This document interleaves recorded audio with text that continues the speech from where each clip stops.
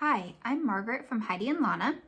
Today I'm going to show you how to do a make loop, which is abbreviated ML. So the make loop that I'm going to be demonstrating today is a little bit different than a typical loop stitch. I think this is actually called the fur stitch, F-U-R, and this is on my fur pattern, F-I-R. But what it produces is just a different effect than a normal loop stitch.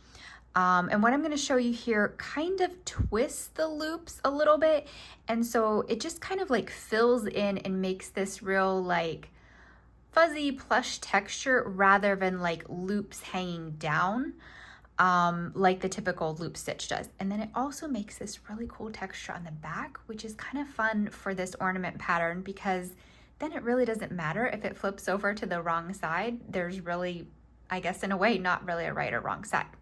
So I've just cast on a few stitches here to demonstrate with, and I'm gonna knit the first one just to get away from the edge stitch. And now what you're gonna do for the make loop is you're going to go into the stitch, wrap your yarn around and pull it through just like a regular knit stitch, but here is where it gets different.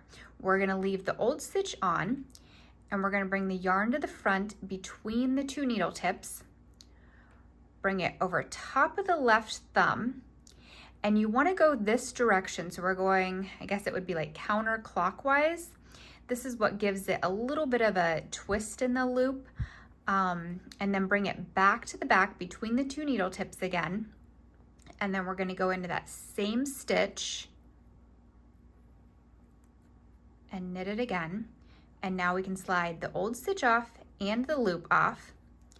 And then we're going to yarn over. So bring the yarn to the front between the two needle tips. And then we're going to pull both of those stitches just worked over the yarn over. So like a bind off, pass them over and off the needle.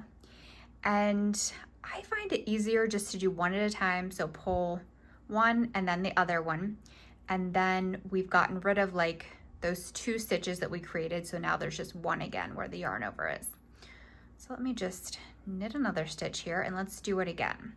So go in, wrap your yarn, pull it through, leave the old stitch on and bring the yarn to the front, wrap it around the front of the thumb, so across your nail, and then take it back to the back.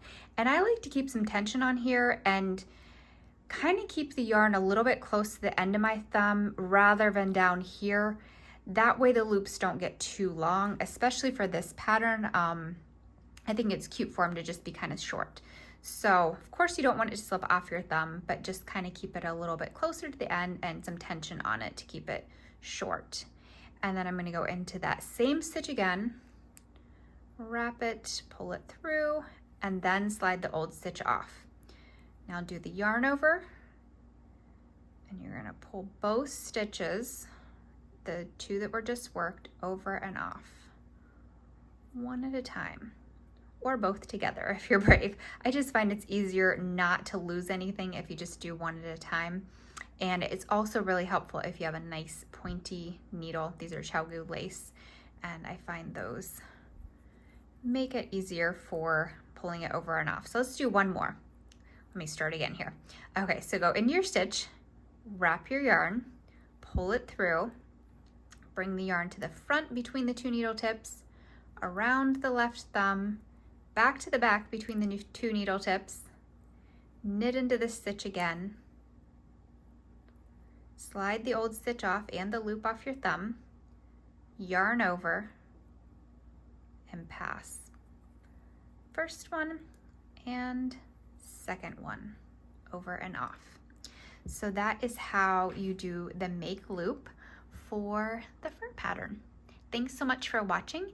You can find me on Ravelry, Instagram, and Facebook, all under Heidi and Lana. Happy knitting!